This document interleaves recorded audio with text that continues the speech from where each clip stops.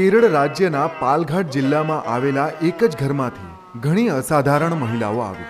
આ ઘરની સૌથી નાની દીકરીના લગ્ન ચેન્નઈના એક તામિલિયન વકીલ સાથે થયા અને તેમને 4 બાળકો જન્મ્યા. જેમાં સૌથી નાની દીકરી મૃણાલિની નામે ઓળખાઈ. મૃણાલિનીને તેમના નાનપણથી જ ખ્યાલ હતો કે તેઓ નૃત્યાંગના છે, પરંતુ હજી સભ્ય અને શિક્ષિત પરિવારમાં કન્યાઓ માટે નૃત્ય એક કારકિર્દી નહોતી અને નૃત્ય શીખવતી કોઈ શાળાઓ પણ નહોતી. તેમના પિતાએ મૃણાલિનીને સતત પ્રોત્સાહન અને ટેકો આપ્યો. મૃણાલિનીના જીવનમાં પડતી ખૂબ શરૂઆતમાં જ આવી ગઈ હતી. તેમણે 12 વર્ષની વયે તેમના પ્રિય પિતાને ગુમાવ્યા. પછીના સમયગાળામાં ડોક્ટરોને શંકા થઈ કે મૃણાલિનીને ટીબી છે અને તેમને સ્વિટ્ઝરલેન્ડમાં ભણવા માટે મોકલવામાં આવ્યા. અહીં એકમાત્ર બ્લેક વિદ્યાર્થી હતા. તે ચેમ્પિયન સ્કીયર બન્યા અને ગ્રીક નૃત્ય પણ શીખ્યા.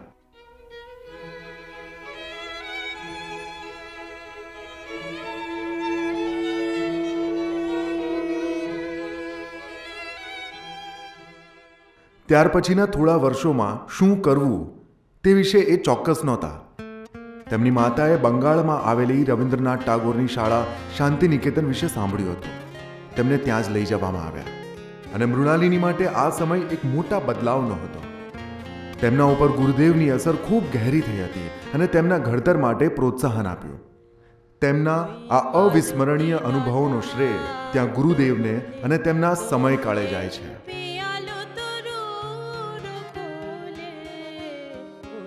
ત્યાં તે ગુરુ આમુબી સિંઘા પાસેથી મણિપુરી અને ગુરુ કુંજુ કુરુપ પાસેથી કથકલી શીખ્યા. તે પોતાનું એક નામ બનાવવા લાગ્યા અને નૃત્યકાર રામ ગોપાલે તેમને બેંગ્લોરમાં તેમના ભાગીદાર બનવા પણ કહ્યું. ત્યાં તેમણે પંડનલુર ભરતનાટ્યમના મહાન ગુરુઓ શ્રી મીનાક્ષી સુંદરમ પિલ્લય અને મુથુકુમાર પિલ્લય સાથે કામ ચાલુ રાખ્યું.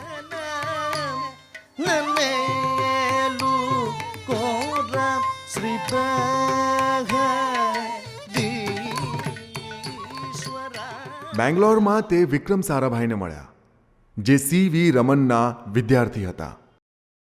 બંનેએ જાહેર કર્યું હતું કે તેઓ લગ્ન નથી કરવા માંગતા, પરંતુ તેમની મિત્રતા પ્રેમમાં પાંગરી અને 1942માં તેઓએ એક સામાન્ય અને સરળ સમારંભ સાથે લગ્ન કર્યા. અમદાવાદના કુટુંબીજનો હાજરી નહોતા આપી શક્યા, કારણ કે તે સમયે ભારત છોડો આંદોલનના કારણે ટ્રેનો બંધ હતી. વિક્રમ સાથે કેમ્બ્રિજમાં થોડા વર્ષ વિતાવ્યા બાદ આ દંપતી તેમના નવજાત કાર્તિકે સાથે સારાભાઈ પરિવારના ઘર ધ રીટ્રીટમાં રહેવાનો નિર્ણય કર્યો.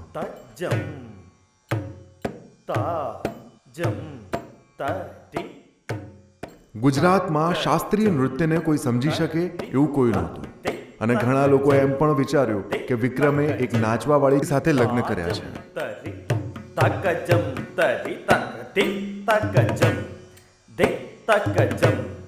તાજમ તરી તકજમ તરી તતિ તકજમ દે તકજમ તાજમ તરી તકજમ તરી. પરંતુ મૃણાલિની હંમેશા નૃત્યને સાધના માનીને નૃત્ય કરતા રહ્યા અને તેમના સસરા તેમને ટેકો આપવા માટે હંમેશા હાજર હતા. 1949માં તેમણે દર્પણના બીજ રોપ્યા. It was Vikram really who said, it's time you had a school. And I said, I don't like to teach dancing like that. I like to do it, but not to teach so much. But he said, that is how you will get your own troupe. Dancers used to dance in our house, Chidambaram. And then it started getting so full that I remember all verandas, the drawing room, dining room, the outside room, everything was full of dancers. As somebody wrote, you go to Chidambaram and you fall over a dancer.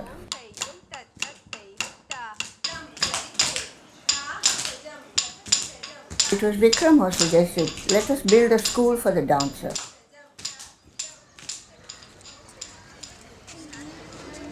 ત્યાર પછીના 2 દાયકામાં તો દર્પણે સેંકડો યુવાન છોકરીઓને શાસ્ત્રીય નૃત્યમાં તાલીમ આપી. પછી તો મૃણાલિની અને તેમનું ગ્રુપ દરેક જગ્યા પર વિજેતા રહ્યા અને સન્માન પણ મેળવ્યું. ભારતીય સાંસ્કૃતિક રાજદૂતને ગર્વ થાય તેમ નૃત્ય જગત જીતી લીધું.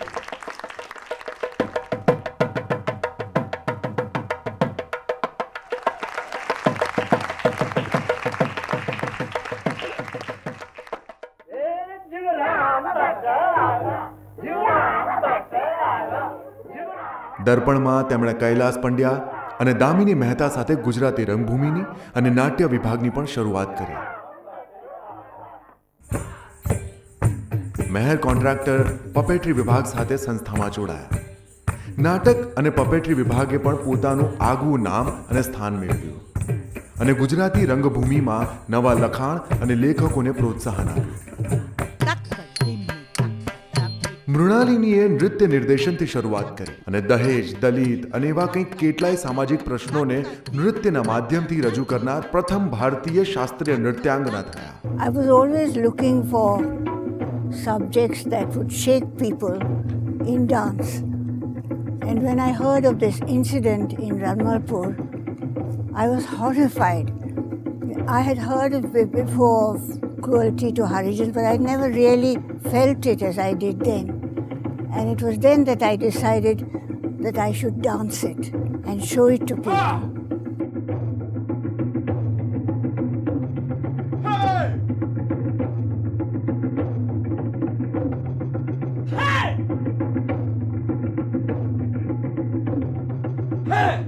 ઓગણીસો 71માં મૃણાલિનીના જીવનમાં ફરી એકવાર આઘાતજનક ઘટના બની અને વિક્રમ 51 વર્ષની વયે મૃત્યુ પામ્યા.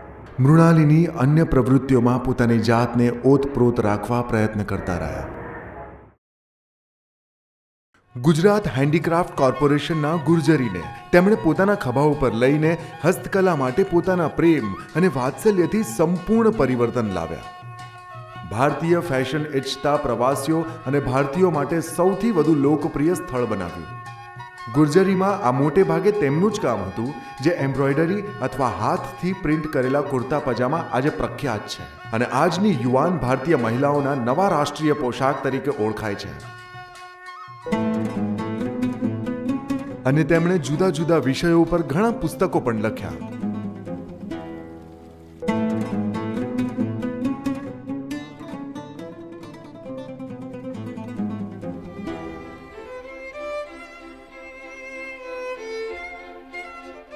મૃણાલિનીએ બીજા દેશના કલાકારો અને સંગીતકારો સાથે એક મોટા સહયોગમાં કામ શરૂ કર્યું.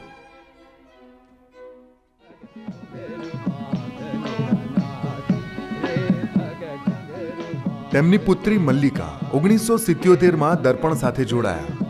મૃણાલિનીએ નૃત્યની આ બીજી ઇનિંગ શરૂ કરી હતી. તેમણે બેઉ જણે મળીને મુખ્ય ભૂમિકામાં રહીને સૌથી મજબૂત રચનાઓને જન્મ આપ્યો.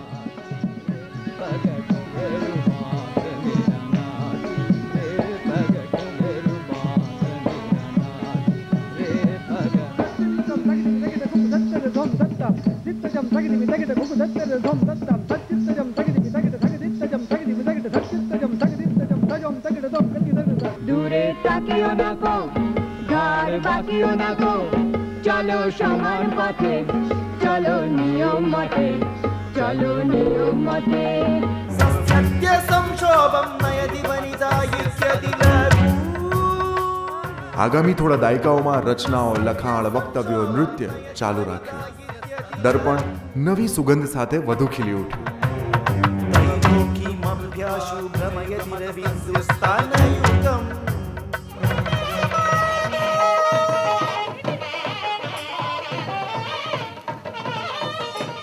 1994માં દર્પણના કલાકારોએ રાજ્યને એક કલામંચ આપ્યું.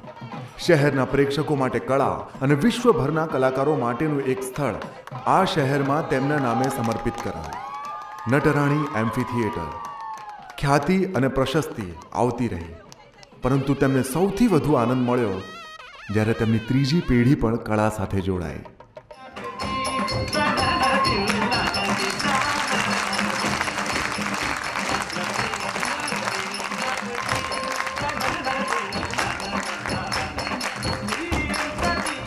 આજે મૃણાલિની તેમના બાળકો, બાળકોના બાળકો અને ચોથી પેઢીના બાળકોના પ્રેમ, વાત્સલ્ય અને વિક્રમની યાદોથી ગૂંથેલા વિક્રમ દ્વારા જ બાંધવામાં આવેલા આ ઘરમાં રહે છે.